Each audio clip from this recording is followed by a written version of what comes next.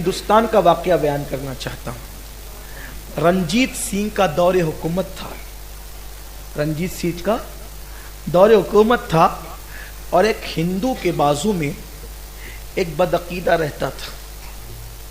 ہندو کی بیوی بڑی خوبصورت اور حسین تھی، جمیل تھی۔ وہ بدعقیدہ نے اس ہندو کی بیوی کو دیکھ لیا اور دیکھنے کے بعد اس پر فریفتہ ہو گیا۔ وہ دماغ لگانے لگا کہ کسی بھی طرح سے اس ہندو کی بیوی کے ساتھ میں نے اپنی نفسانی خواہش کو پوری کرنا ہے۔ اب ہمارا مذہب ہندو ہو یا مسلمان، ہر ایک کی عورت کو احترام کی نگاہ سے دیکھنے کا حکم دیتا ہے۔ سکھ کی بیوی ہو، عیسائی کی بیوی ہو، مسلمان کی بیوی ہو، ہندو کی بیوی ہو، مذہب یہاں نہیں دیکھا جاتا۔ عورت بہرحال عورت ہوتی ہے، اور عورت کی عزت کا تحفظ ہمارے مذہب میں بہت ضروری ہے۔ چاہے کسی مذہب کی عورت ہو، چاہے کسی بھی سرحد کی عورت ہو، عورت بہرحال عورت ہے، بیٹی بیٹی ہے۔ کافروں کی بیٹیاں رسول اللہ کی بارگاہ میں لائی گئی اور ان کے سروں پر دوپٹے نہیں تھے، تو اللہ کے حبیب نے اپنی چادریں ان کے سروں پہ ڈال دی اور ہمیں بتایا کہ بیٹی کسی کی بھی ہو، بیٹی بیٹی ہوتی ہے، عورت کسی کے گھر کی بھی ہو، عورت عورت ہوتی ہے۔ تو اس نے چونکہ تھا بدعقیدہ، رسول اللہ سے اس کا رشتہ نہیں تھا، تو وہ پاپی تھا، مجرم تھا۔ دیکھو حضور سے جس کا رشتہ کٹ جاتا ہے وہ پاپی ہو جاتا ہے۔ اگر کسی کے دل میں پاپ جنم لیتا ہے تو اس کو احتساب کرنا چاہیے کہ کہیں مدینے کی سرکار سے میرا رشتہ تو نہیں کٹ گیا، مدینے کے تاجدار سے میرا رشتہ تو نہیں کٹ گیا۔ یہ بہت عبرت کی بات ہے، دل میں خیال رکھنا اچھی طرح سے۔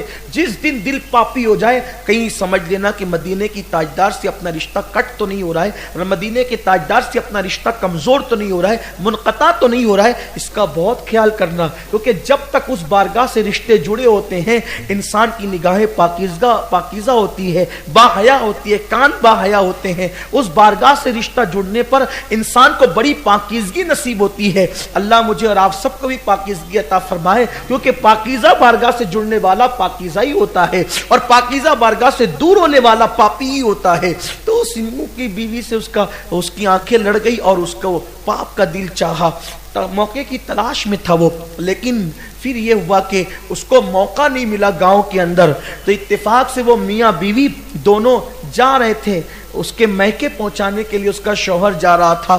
غریبی کا دور تھا اس وقت، تو لوگوں کے پاس اتنا مال نہیں تھا، تو پھر یہ ہوا کہ وہ دونوں چلے جا رہے تھے۔ اس کو جب خبر ملی تو خبر ملنے کے بعد اس نے سوچا کہ فائدہ اٹھانا چاہیے، یہ ان کے پیچھے گھوڑا لے کر کے چلا گیا۔ اس کے شوہر سے کہا کہ چلو گھوڑے پہ بیٹھ جاؤ۔ اس نے کہا نہیں میری بیوی ساتھ میں کیسے بیٹھ سکتا ہوں؟ کہا دونوں بیٹھ جاؤ۔ کہا نہیں میں نہیں بیٹھ سکتا میری بیوی کو لے کر کے۔ تو بیوی کو کہنے لگا کہ تم بیٹھ جاؤ، اس نے کہا نہیں میں نہیں بیٹھ سکتی۔ آخر کار یہ ہوا کہ جب بہت اصرار کیا، شدت کی، ڈرایا دھمکایا، تو اس عورت نے کہا کہ میں اور میرا شوہر تمہارے گھوڑے پہ ضرور بیٹھ جائیں گے، لیکن ایک شرط ہے، تم ضمانت دو کہ ہمارے ساتھ برائی نہیں کرو گے، ہمارے ساتھ غلط نہیں کرو گے، بدنیتی تمہارے اندر نظر آ رہی، بدنیتی نہیں کرو گے۔ اس نے کہا کس کی ضمانت دوں، یہاں تو کوئی ہے نہیں۔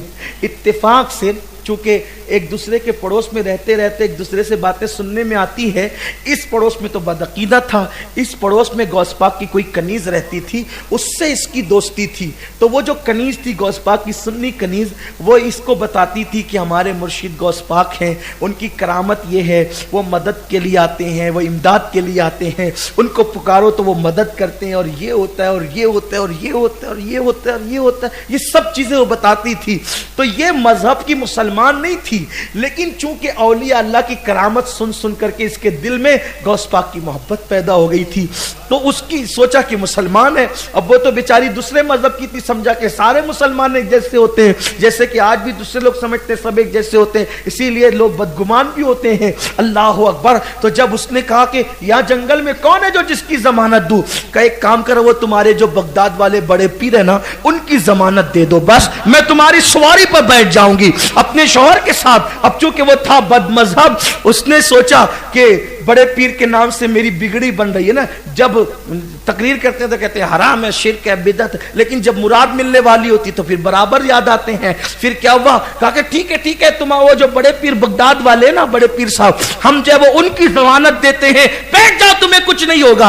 अब जैसे दोनों मियां बीवी घोड़े पर बैठे, इसने निकाली तलवार और तलवार निकाल करके इसके शौहर को कत्ल कर दिया। जैसे शौहर को कत्ल किया, उसकी लाश गिराई और घोड़ा दौड़ाने लगा। जब घोड़ा दौड़ा रहा था तो वो पीछे मुड़ मुड़ कर देखती थी, पीछे मुड़ मुड़ कर देखती थी, पीछे मुड़ मुड़ कर देखती थी। उस बदबख्त ने कहा, ए लड़की तू पीछे मुड़ मुड़ कर किसे देख रही है? तो उसने कहा, बगदाद वाले बड़े पीर साहब को देख रही है। बगदाद वाले बड़े पीर साहब को देख रही है।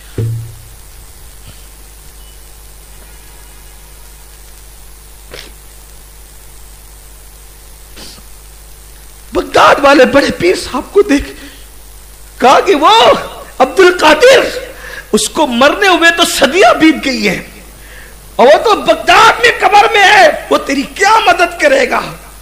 वो तेरी क्या कहा, कुछ भी हो, तूने उनके नाम को लेकर के मुझे बिठाया था, मदद तो मेरे बड़े पीर ही ने करना है। उसकी जबान से ये जुमले निकले थे, हिंद का इतिहास गवाह है, हिंद की तारीख गवाह है। दो बुर्का पोश, दो नकाब पोश को उसने फौरन सामने देखा, उन लोगों ने घोड़ा रोक दिया, उस लड़की को नीचे उतारा और उस बदबख्त को कत्ल किया। और उसके बाद उससे कहा, बेटी आगे बढ़। उसके शौहर के पास गया जो सर कटा हुआ था, सर को जोड़ करके कहा, कुम बिस्मिल्लाह। उसका शौहर जिंदा हो गया। वो घोड़ा लेकर के दोनों मियाँ बीवी जब आए तो रंजीत सिंह के वो के कचहरी के अंदर वो मुकदमा उसके रिश्तेदारों ने दायर किया कि ये घोड़ा तो फुला का है, ये मियाँ बीवी घोड़ा लाए कहाँ से, हमारा आदमी नहीं नजर आता, इन्होंने कत्ल किया, हमारा आदमी चाहिए हमें। जब कचहरी में मुकदमा आया तो मियाँ बीवी ने कहा, भाई ये तो बात है, लेकिन हमने उसको कत्ल नहीं किया, कत्ल तो किसी और ने किया। तो ये बात है, कैसे मान लेंगे? तो कहा कि अपने गांव में जो गुल मोहम्मद मजजूब है ना, मजजूब, वो जो दो पुरका पोश आए थे, उनमें से एक आवाज़ उसकी लगती थी, उस मजजूब की। उस मजजूब को पकड़ के लाओ, वो शायद बात करे। तो हज़रत गुल मोहम्मद मजजूब को जब पकड़ के लाया गया तो उन्होंने पूरा वाक़या बयान फरमाया। कहा कि एक तो गौस पाक थे और एक तो मैं था, इसकी इमदाद के लिए ये सरकार गौस पाक, हिंदू भी पुकारे मदद के लिए, मेरा मुर्शिद आता है सरकार, बस यकीन चाहिए। काफिर भी पुकारे मदद, ये गौस पाक, कोई यकीन तो पैदा करे। और टाइम खत्म हुआ, लेकिन एक